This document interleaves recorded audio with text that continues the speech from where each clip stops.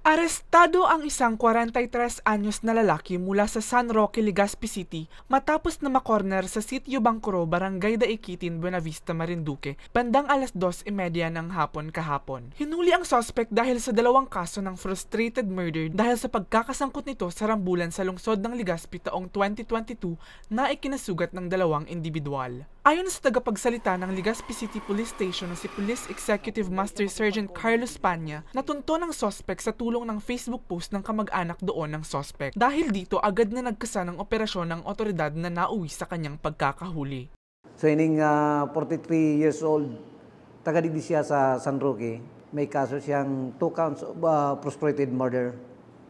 So ining suspect tang ining 43 years old, nagtago siya ning almost na more than 2 years sa batas.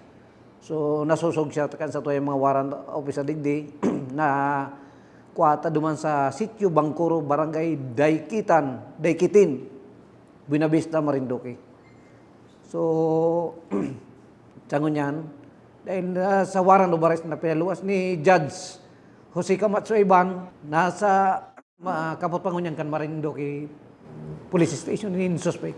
Wala pang itinakdang petsa kung kailan ihaharap ang suspect sa korte sa Legazpi City, ngunit inihayag ng otoridad na gagawin ito sa lalong madaling panahon. Ihatod po siya digdi sa kustodi kan Legazpi Police. Dahil pang date kung nuarin, pero dapat mailipat tulos digdi kasi dapat maipresentar tulos yan sa korte. Kan issuing court of order ng warrant of arrest.